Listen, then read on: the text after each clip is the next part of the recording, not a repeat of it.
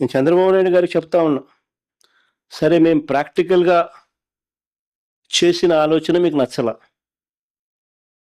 Okay fine.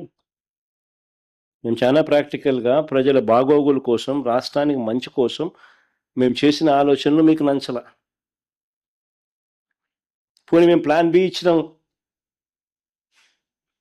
నేను చేసిన plan A మీకు నచ్చలా, పోనీ ప్లాన్ బి మేము మీకు ఇచ్చాం కదా, ప్లాన్ బి కింద మేము చెప్పిన ప్లాన్ గురించి ఆలోచించారా?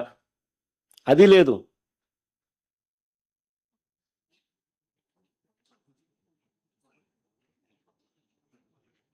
కొద్ది నెలల కిందట నేను చెప్పిన మచిలీపట్నం టు విజయవాడ 70 కిలోమీటర్లు, విజయవాడ టు గుంటూరు మరో 40 కిలోమీటర్లు.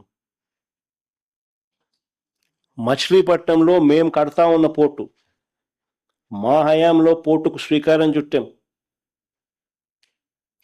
పనులు మొదలుపెట్టాం, పర్మిషన్లు తెచ్చాం, ల్యాండ్ ఇచ్చాం, ల్యాండ్ కొనుగోలు చేసినాం, ఇచ్చినాం, ఫైనాన్షియల్ క్లోజర్ కంప్లీట్ చేసినాం, ఎవరితో ప్రమేయం లేకుండా దానికి డబ్బులు వచ్చేట్టుగా ఏర్పాట్లు చేశాం.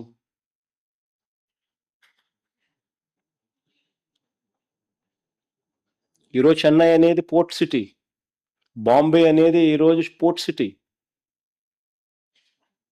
ప్లాన్ బి కింద మేము చెప్పినాం మచిలీపట్నం టు విజయవాడ 70 కిలోమీటర్లు, విజయవాడ టు గుంటూరు మరో 40 కిలోమీటర్లు, మొత్తం ఈ 110 కిలోమీటర్లు నేషనల్ హైవే రోడ్డు ఉంది.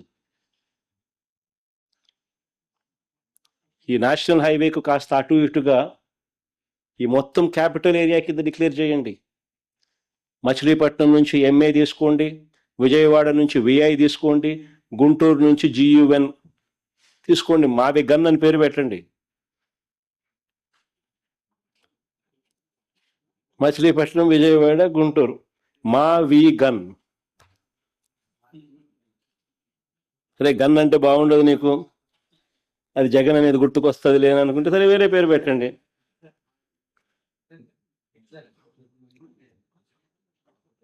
మచిలీపట్నం నుంచి ఎంఏ తీసుకోండి, విజయవాడ నుంచి విఐ తీసుకోండి, గుంటూరు నుంచి జియుఎన్ తీసుకోండి, మా వి గన్ అని పెట్టండి. బ్రహ్మాండమైన 110 కిలోమీటర్లు క్యాపిటల్ ఏరియాని డిక్లేర్ చేయండి, కారిడార్ కింద క్యాపిటల్ ఏరియాని. కనీసము ప్లాన్ బి అన్న కనీసం పిక్చర్లోకి వస్తే అట్లీస్ట్ నువ్వు పెట్టే 2 లక్షల కోట్ల రూపాయలు ఈ రాజధాని ప్రాంతంలో, అది అయ్యేది కాదు, సచ్చేది కాదు. ఆ 2 లక్షల కోట్లలో 10% పెడితే చాలు, ఈ మచిలీపట్నంకు, ఈ విజయవాడకు, ఈ గుంటూరు మధ్య కనెక్టివిటీ కోసం, రింగ్ రోడ్లు, ఇతరాతర పనుల కోసం, ఇతర మౌలిక సదుపాయాలు, చిన్న చిన్న మౌలిక సదుపాయాల కోసం 10% పెడితే చాలు. ఈ మావి గన్, ఈ క్యాపిటల్ ప్రాంతం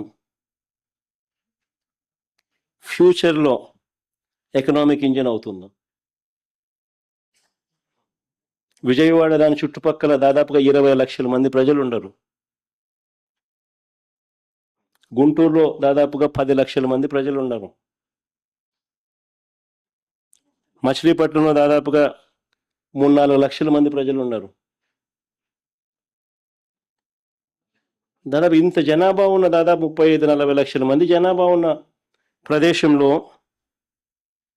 కాస్త ఖర్చు పెడితే అదొక మహానగరంగా, ఒక గ్రోత్ ఇంజిన్గా ఎదుగుతుంది అని ఆలోచన చెప్పినాం. ఇది నచ్చల, మా విగన్ కూడా నచ్చల మీకు.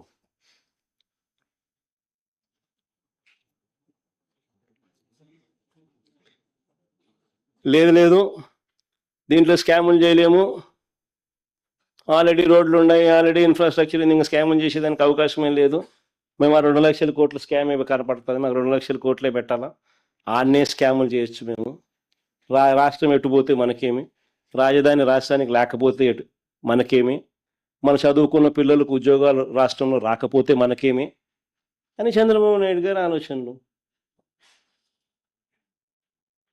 అందుకనే దీనికన్నా లేదు 1,00,000 ఎకరాల్లో రాజధాని కోసమే కట్టాలా, దానికి 2 లక్షల కోట్లు బేసిక్ ఇన్ఫ్రాస్ట్రక్చర్ కోసమే పెట్టాలా? అక్కడ అక్కడే రోడ్లు వేయాలా, అక్కడే డ్రైనేజీలు వేయాలా, అక్కడే వాటర్ కనెక్షన్లు ఇవ్వాలా, అక్కడే కరెంటు. నా జీవితం అంతా అదే చేస్తూ ఉంటా, దానికోసమే అప్పులు తెస్తా, దానికోసమే స్కాములు చేస్తా అని అంటే నిజంగా పెట్టలేరని తెలిసి, అసాధ్యమని చెప్పి తెలిసి, ఉట్టి బేసిక్ ఇన్ఫ్రాస్ట్రక్చర్ కోసమే 2 లక్షల కోట్లు, అది ఇప్పటి ప్రకారం. ఇంక ఇది పూర్తి అయ్యేసరికి అది ఎన్ని లక్షల కోట్లు అవుతుందో, ఎన్ని సంవత్సరాలు పడుతుందో, ఎన్ని దశాబ్దాలు పడుతుందో. సో సాధ్యం కానిది ఒక పెట్టలేరని తెలిసి కేవలం నీ స్వార్థం కోసం నువ్వు నీ బినామీల ఆస్తుల విలువలు పెంచుకునే దానికోసం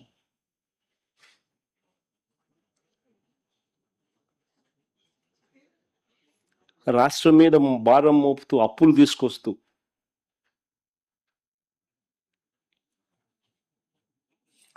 రాష్ట్రానికి సంబంధించిన సంక్షేమాన్ని, అభివృద్ధిని పూర్తిగా గాలికి వదిలేసి రాష్ట్రాన్ని అంధకారంలోకి, అప్పుల ఊబులేకి నెట్టేసే కార్యక్రమం చేస్తా ఉన్నారు చంద్రబాబు నాయుడు గారు.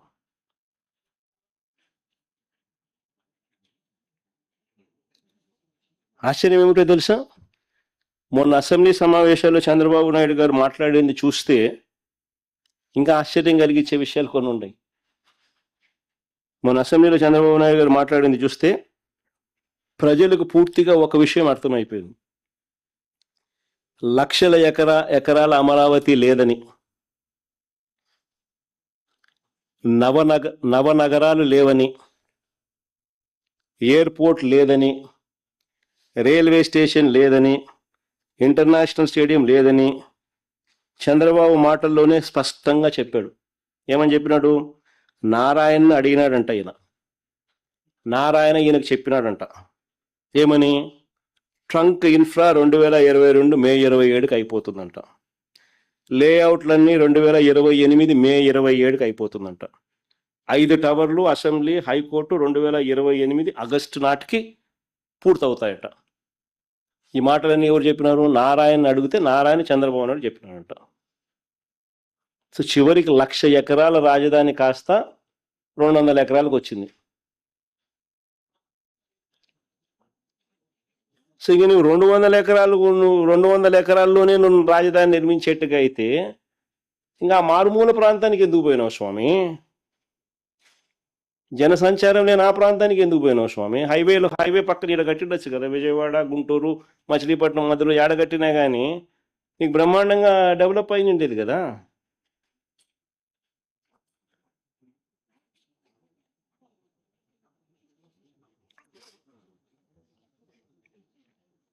రాజధాని విషయంలోనే కాదు, ఏ విషయంలో కూడా చంద్రబాబు నాయుడు గారికి ఆచరణాత్మక ధోరణి అన్నది ఎప్పుడూ లేదు. ఎప్పుడు కూడా ఆయన ప్రాక్టికాలిటీకి చాలా దూరంగా ఉంటాడు. 2025 మే 2న ప్రధాని చేతుల మీదుగా అమరావతి పనులు రీస్టార్ట్ చేశాం. ఆయన ఎంతో అభిమానంగా మనకు ఎలాంటి ఇబ్బంది లేకుండా క్లియర్ చేయాలని ఆర్థిక సహాయం చేయడం, వరల్డ్ బ్యాంక్ని ఇలాంటి మిగిలిన ఏజెన్సీస్ కూడా ఫైనాన్స్ మినిస్టర్ గారు చెప్పడం, ఎక్కడ కూడా ఇబ్బంది లేకుండా సుజావుగా పోవడానికి ఏమేం చేయాలని చేయమని చెప్పి చాలా స్పష్టంగా చెప్పారు. విభజన చట్టంలోని సెక్షన్ 5(2) రాజధానిపై స్పష్టత ఇవ్వాలని చెప్పి ఆలోచించాం. ఎందుకంటే ఇప్పుడు చట్ట ప్రకారం 10 సంవత్సరాలు హైదరాబాద్ రాజధాని 2 రాష్ట్రాలకు, లేకపోతే ఎక్కడా ఇలాంటి ఇబ్బందులు లేవు. ఎవరు ఇలాంటి వ్యక్తులు కూడా రాలా. మా ఊరు తీసిపోతామని ఎవరు ఆలోచించలేదు. లేకుంటే ఇలాంటి నాకు తెలిసినంత వరకు ఇండిపెండెంట్ ఇండియాలో 3 రాజధానుల డ్రామా ఆడింది ఎప్పుడు లేదనుకుంటాను నాకు తెలిసి. నేను 48 ఏళ్ళ నుంచి రాజకీయాల్లో ఉన్నా. చిన్నప్పుడు నాకు తెలియదు కానీ 1978 నుంచి నేను రాజకీయాల్లో ఉన్న, చరిత్రలో కూడా ఎక్కడ లేవు అలాంటి డ్రామాలు ఆడే పరిస్థితికి వచ్చారు. మార్చి 28న అసెంబ్లీలో తీర్మానం పెడితే బాగుంటుందంటే తీర్మానం కూడా పెట్టి పంపించాం. నిన్న రాజ్యసభలో కూడా బిల్లు పాస్ అయింది. ఇంక ఈరోజు రేపు గెజెట్ నోటిఫికేషన్ వస్తుంది. అమరావతి ఆంధ్రప్రదేశ్ గుండె చప్పుడు. ఒక మాటలో చెప్పాలంటే అమరావతి ఆంధ్రప్రదేశ్ గుండె, దేశానికి గౌరవం, ప్రైడ్.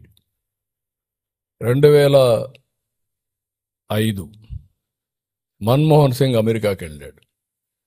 అమెరికాకి వెళ్ళి సగర్వంగా చెప్పాడు ఒక మాట, మీ దేశంలోనే పెద్ద పెద్ద నగరాలు, పెద్ద పెద్ద సిటీలు అనుకుంటున్నారు, మాకు కూడా అలాంటి సిటీస్ ఉన్నాయి, అదే హైదరాబాద్ అని 2000 హైదరాబాద్లో సగర్వంగా అమెరికాలో చెప్పాడు. న్యూయార్క్ సిటీలో, వాషింగ్టన్లో చెప్పే పరిస్థితికి వచ్చాడు. అలాంటి సిటీ మనకు కూడా అవసరం. అందరూ మాట్లాడుతున్నారు ఈరోజు, ఇంటలెక్చువల్స్ మాట్లాడుతున్నారు, ప్రజలు మాట్లాడుతున్నారు, అందరూ మాట్లాడే పరిస్థితికి వచ్చారు.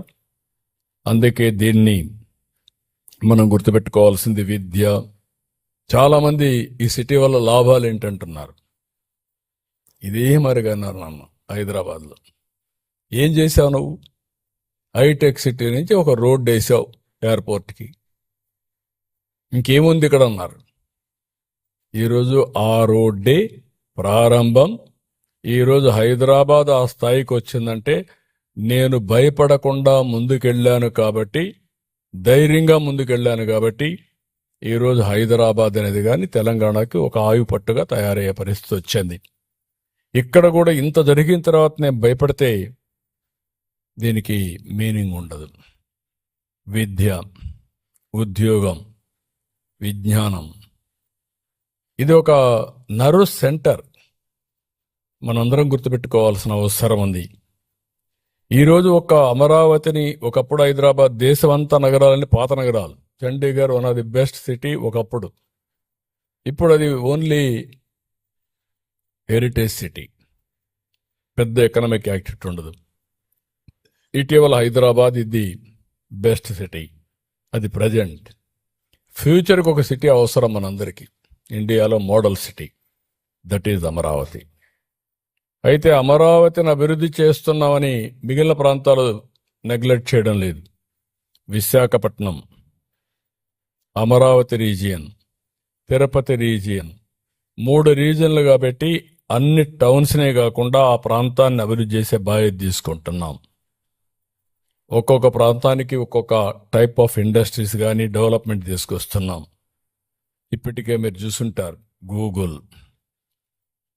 ఆర్స్లార్ Mittal steel city, green ammonia Ramayapatnam, quantum valley Amaravati, drone city, space city, అదే మరి electronic city, horticulture hub Rayalaseema, aquaculture, irrigation మీద ఫోకస్ పెట్టాం.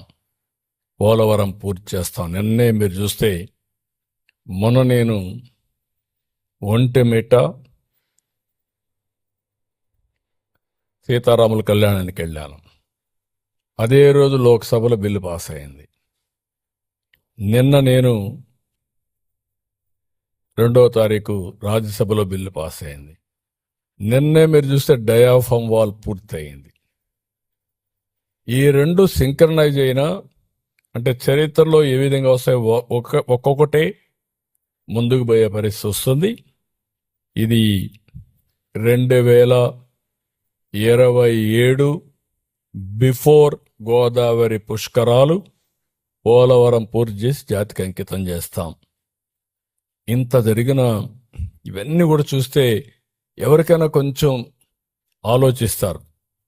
కానీ వైసీపీకి మాత్రం భగవంతుడు ఆ బుద్ధి ఇవ్వలేదు, జ్ఞానం ఇవ్వలేదు. ఏ విధంగా అభివర్ణించాలని కూడా అర్థం కావడం లేదు.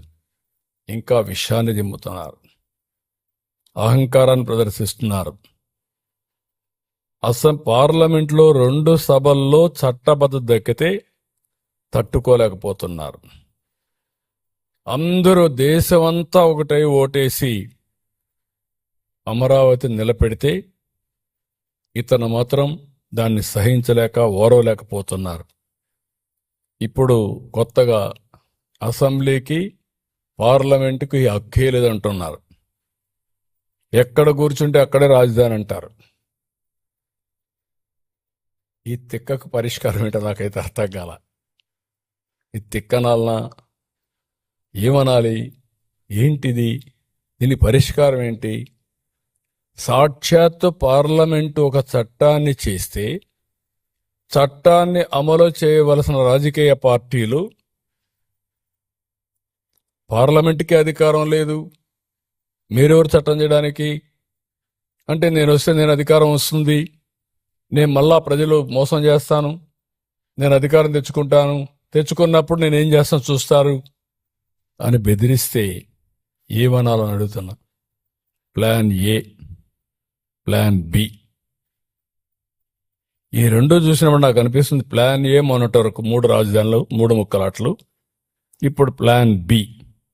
ఈ ప్లాన్ బిలో ఏం చెప్పాలనో మీరే చెప్పాలి. ఆ పేరు పలకాలంటే కూడా నాకు ఇష్టం లేదు. అదే చెప్తాను మావేగానే, అది చెప్పడం నాకు ఇష్టం లేదంటున్నా. మరిచిపోవడం మంచిది. ఇలాంటి ఇవన్నీ కూడా ఏమనాలి, ఏంటి మనస్తత్వం ఏంటి? నాకు అంతుపట్టలేదు, మీకు అంతుపట్టిందా? ఈ మనస్తత్వం మీకు అంతుపట్టలేదు, ప్రజలకైనా అంతుపట్టిందా? ఏంటి ఈ ప్రవర్తన? ఏంటి ఇలాంటి వాళ్ళు రాజకీయం చేయడం ఏంటి? మనందరం కలిసి ఏ విధంగా ముందుకు పోతాం? నాకైతే ఒకప్పుడు అందరూ అంటారు సైకో అంటారు, లేకపోతే ఇతనికి రకరకాలుగా మాట్లాడతాను. నేను ఎన్ని మాట్లాడదలుచుకోలేదు. ఈరోజు దేశమంతా పార్లమెంట్లో మనకు సపోర్ట్ చేసి ఈ రాజధాని రావాలి, అమరావతి అభివృద్ధి కావాలి, ఆంధ్ర రాష్ట్రం బాగుపడాలి, దేశ అభివృద్ధికి కూడా దోహదం చేయాలి అని వాళ్ళందరూ మాట్లాడి యునానమస్గా అమరావతికి సంఘీభావాన్ని తెలియజేశారు, అమరావతి నిలబెట్టారు. వాళ్ళని తప్పుపడుతున్నాడు. ఏమనాలి నాకైతే అర్థం కావడం లేదు. అంటే వాళ్ళంతా ఏమీ తెలియని వాళ్ళు, ఈయనొక్కడే తెలివైనవాడు, ఇలాంటి మాట్లాడే పరిస్థితికి వస్తున్నాడు. కాబట్టి మనందరం కూడా గుర్తుపెట్టుకోవాల్సింది, ఇలాంటి చూస్తే ఇంత విషం, ఇంత కుట్ర, ఇంత నేరాలు ఘోరాలు చేసి మళ్ళీ ఎదురుదాడి చేయడం, ధైర్యంగా ఫేస్ చేయడం, ఇవన్నీ చూసినప్పుడు చాలా బాధేస్తుంది. ఈ రాష్ట్రానికి ఇది ఒక, ఎందుకు ఇలాంటి తెలుగు జాతి చాలా సమస్యలు ఫేస్ చేశాం, 1-2 కాదు. మొన్నటి వరకు ఉనికి లేని పరిస్థితి, ఇప్పుడు మన వాళ్లే ఉనికి లేకుండా చేయాలనే విషయం కక్కడం, ఇవన్నీ చాలా. ఇంకొక పక్కన డిజైన్ ఉంది ఇంట్లో, బెదిరిస్తే పెట్టుబడులు రావని. ఇది కూడా చాలా నీచం. ఎప్పుడు కూడా మీరు ఏమి చేసినా ఈ ప్రభుత్వం ఫర్మ్గా ఉంటాం, ఎక్కడ తగ్గే పరిస్థితి ఉండదు. ప్రజాస్వామ్యంగా ఎవరు చెప్పినా వింటాం, అప్రజాస్వామ్యంగా మాట్లాడితే మాత్రం స్టబర్న్గా ప్రజాహితం కోసం ముందుకు పోవడం తప్ప ఇంకోటి లేదు. నేను ఒకటే గుర్తుపెట్టుకోవాలి, మనందరం చరిత్ర ఎప్పుడు కూడా రాస్తూ ఉంటుంది, నెగటివ్గా పాజిటివ్గా. అలాంటి వ్యక్తి గుర్తుపెట్టుకోవాలి.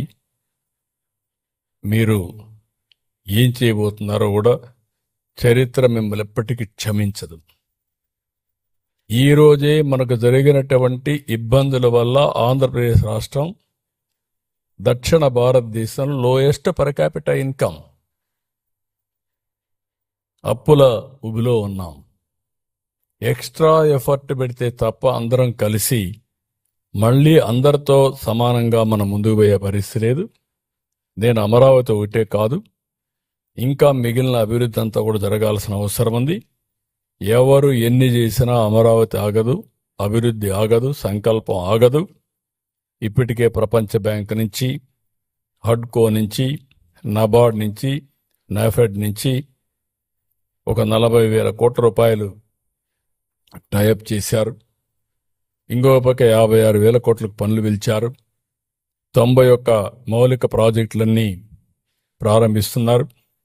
అధికారులు, ఎమ్మెల్యేలు, మంత్రులు నివాస భవనాలు తొందరలో పూర్తి అవుతాయి. ఐకానిక్ బిల్డింగ్లు కూడా 2028కి పూర్తి చేస్తాం. ట్రంక్ ఇన్ఫ్రాస్ట్రక్చర్ అంతా 2007కు పూర్తి చేస్తాం. ఇంకొక పక్కన 2028కి మెజారిటీ వర్క్లన్నీ కూడా ఒక స్థాయికి వస్తాయి. కొంతమంది ఇప్పుడు మాట్లాడుతున్నారు అమరావతి మొత్తం పూర్తయిపోతుందా అని. కావాలని కూడా 2 లక్షలు కావాలి, 5 లక్షలు కావాలని మాట్లాడుతున్నారు. ఒక రాజధాని అనేది మనం చేసుకుంటా పోతా ఉంటే నిరంతరం జరుగుతుంది, ఒకరోజు అయ్యేది కాదు. మేజర్ ట్రంక్ ఇన్ఫ్రాస్ట్రక్చర్ మనం చేసిన తర్వాత చేసే సమయంలోనే రాష్ట్ర ప్రభుత్వానికి ఆదాయం పెరుగుతుంది. ఒక బిల్డింగ్ కడితే ఆ బిల్డింగ్కి అవసరమైన మెటీరియల్ కానీ లేబర్ కానీ దానిపైన ఖర్చు పెట్టే డబ్బుల్లో గవర్నమెంట్కి ట్యాక్సేషన్ కింద 15-20% తిరిగి వస్తూ ఉంటుంది. వాళ్ళు అప్పు చేసినా మనం పెట్టినా ఏదైనా. మనం మేజర్ ఇన్ఫ్రాస్ట్రక్చర్ క్రియేట్ చేసిన తర్వాత ఈరోజు హైదరాబాద్ చూస్తే 75% Hyderabad region Telangana resources contribute చేస్తుంది. Hyderabad alone 60% service sector contribute చేస్తుంది. అందుకే 9% పైన 9.6% తెలంగాణకు ఆదాయం వస్తుంది. అంటే వచ్చిన 100 రూపాయలు జిఎస్టిపి కాంట్రిబ్యూషన్ వస్తే అందులో 9.3%, 9.6% వస్తుంది. ఆంధ్రప్రదేశ్కి 6% వస్తుంది. అంటే ఆదాయం తక్కువ, దాంట్లో వచ్చే పర్సంటేజ్ తక్కువ. ఇది మనం గుర్తుపెట్టుకోవాల్సిన అవసరం ఉంది. అందుకే ఈ నిర్మాణం అనేది కొంతమంది మళ్ళీ మాట్లాడుతున్నారు, అయిపోతుందా 28కి అయిపోతుందండి. 28కి అయిపోవడం కాదు, major works will be completed 28. Amaravati నిరంతరం కొనసాగుతుంది. Inner ring road, outer ring road, రేపు రాబోయే రోజుల్లో అక్కడ ఒక స్పోర్ట్స్ సిటీ, 9 సిటీలు. ఒకవేళ అవసరమైతే హైదరాబాద్లో మీరు చూశారు, ఆ రోజు నేను ఎయిర్పోర్ట్ కడతానంటే బేగంపేట ఉంటే బేగంపేట చాలు కదా అన్నారు. ఇప్పుడు శంషాబాద్లో కడితే అది ఆ రాష్ట్రానికి జిఎస్టిపి కాంట్రిబ్యూషన్కి మేజర్ ఫ్యాక్టర్ అయ్యింది. ఇప్పుడు బెంగళూరు ఎయిర్పోర్ట్ ఉంది. ఒకప్పుడు బెంగళూరు ఎయిర్పోర్ట్ హెచ్ఏఎల్లో ఉండేది.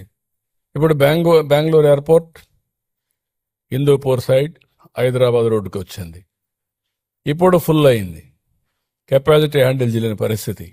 ఇంకొక 5-6 ఏళ్లలో ఇంకొక ఎయిర్పోర్ట్ కావాలి. ఏ పక్క ప్లాన్ చేస్తారో అది వేరే విషయం. అదే మరి మనకు ఒక చిన్న బుడ్డ ఎయిర్పోర్ట్ ఉండేది. ఎప్పుడు వెంకయ్య నాయుడు ఎగతాలు చెప్పేవాడు. చిన్న మార్కెట్ ఏదో ఉంది విజయవాడలో, ఆ మార్కెట్ పేరు చెప్పేవాడు. ఇది ఆ మారిగా ఉందని దానిపైన ఒక టెర్మినల్ బిల్డింగ్ కట్టించాం. అది అవుతానే ఇంకొక ఇప్పుడు టెర్మినల్ బిల్డింగ్ విత్ ఇవి కడుతున్నాం. అది ఉంటుంది. అవసరమైతే రేపు ఇంకొక ఎయిర్పోర్ట్ రావాల్సిన అవసరం ఉంటుంది. ఇన్ఫ్రాస్ట్రక్చర్ డెవలప్ చేస్తే ఆటోమేటిక్గా డెవలప్మెంట్ ఆటో పైలట్కి వెళ్తుంది. అదే నిరూపించింది ప్రపంచం మొత్తం. ఇప్పుడు మీరు చూశారు దుబాయ్, ఒకప్పుడు ఒక ఎయిర్పోర్ట్, ఒక పోర్ట్, అక్కడి నుంచి టూరిజం, అక్కడి నుంచి ఆల్రౌండ్ డెవలప్మెంట్. ఇప్పుడు ఈ జియో పొలిటికల్ సిచ్యువేషన్లో కూడా మనకు సిచ్యువేషన్స్ మారుతూ ఉంటాయి. మారినప్పుడు మనం అవి కూడా అర్థం చేసుకోవాల్సిన అవసరం ఉంది. Honor Signatus, the biggest gated community in the heart of the city. Spacious 3, 3.5 and 4 BHK apartments at Kukatpalli, High Tech City. For more details, search for Honor Signatus.